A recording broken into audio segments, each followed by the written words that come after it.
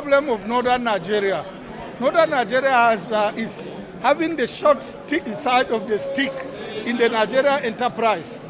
Despite its large population, despite its hold on to power, despite of everything, we have a short stick of it. So the League of Northern Democrats is a faction of the elites of the North that came together as like minds to help resolve Northern. We are not worried about the problem of appointments. We are worried about the problem of insecurity, hunger, starvation, destitution, and economic deprivation.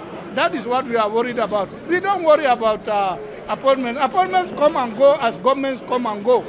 But the most important thing is to resolve these issues, conclusively. Well, I think, as already mentioned by the convener, the general concern is the growth and development of the region of the North and ultimately the growth and development of Nigeria as a nation.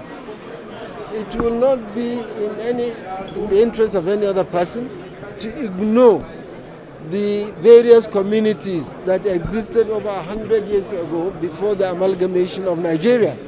So we've come together to analyze and review the problems bedeviling the northern part of Nigeria.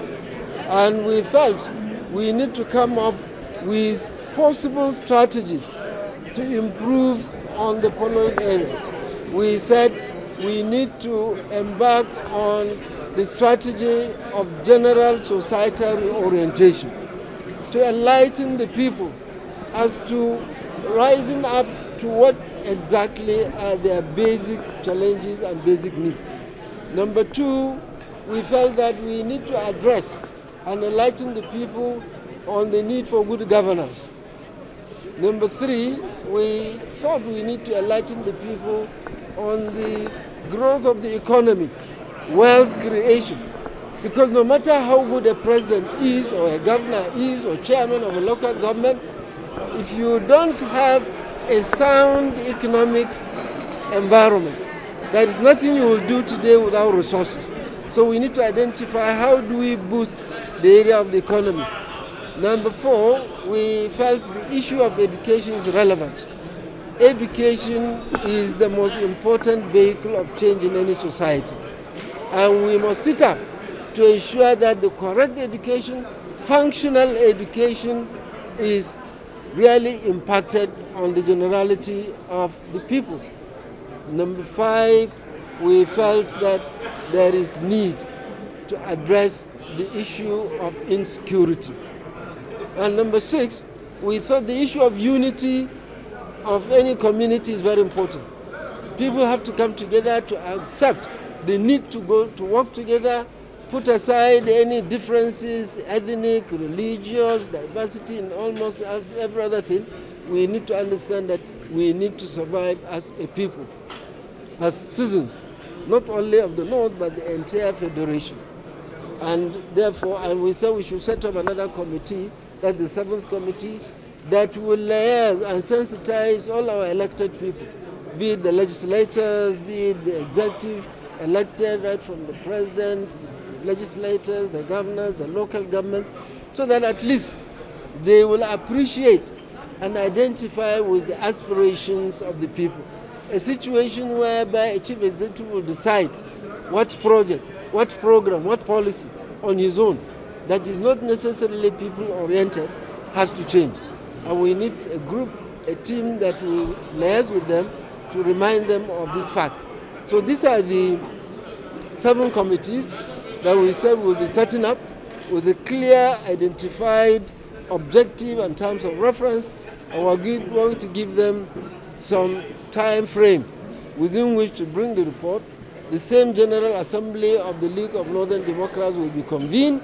We discuss the report. The whole idea is to produce a document that we can confront anybody seeking our vote, to say this is exactly the aspirations of our people, these are the expectations of the people, and we want you to assure us this will be part of your guiding principle. This is the purpose of this, and we'll make it. No. It's political though, and it's not about any person. It's not about any particular political party, and it's not necessarily about 2027. It is an all-time issue. It's not about the next election.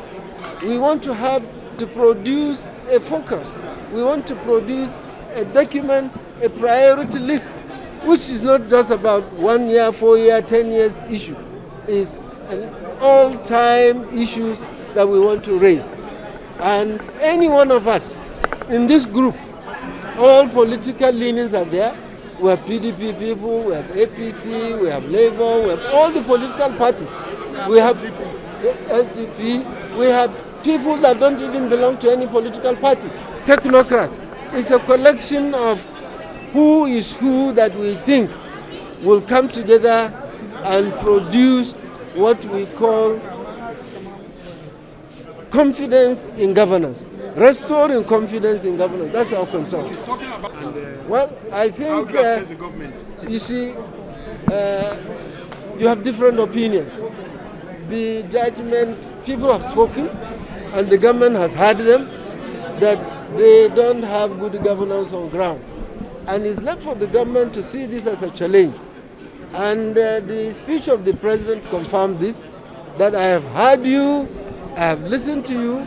The next thing we want to see, what measures will the government put in place? And it's not just about the central government. We are talking of even the local government. We are talking even of the state government. If I may give you an example, it is unthinkable, it is condemnable for a state government to say that for you to contest a chairman of a local government, you have to buy a form 10 million. That is completely nonsense. It's madness. A young man who is ready to serve his community in the village, he has to find 5 million to contest ordinary councillorship. I think this is crazy. This is enough for people to protest. I mean, where would they find this? Any government that is talking about 10 million, 7 million, 5 million for councillorship, chairmanship is crazy, is condemnable, and is unacceptable in democracy. They are doing this.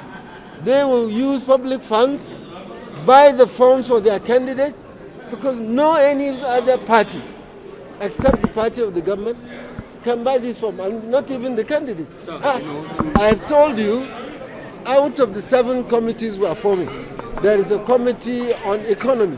And when you talk of economy, there is the issue of poverty.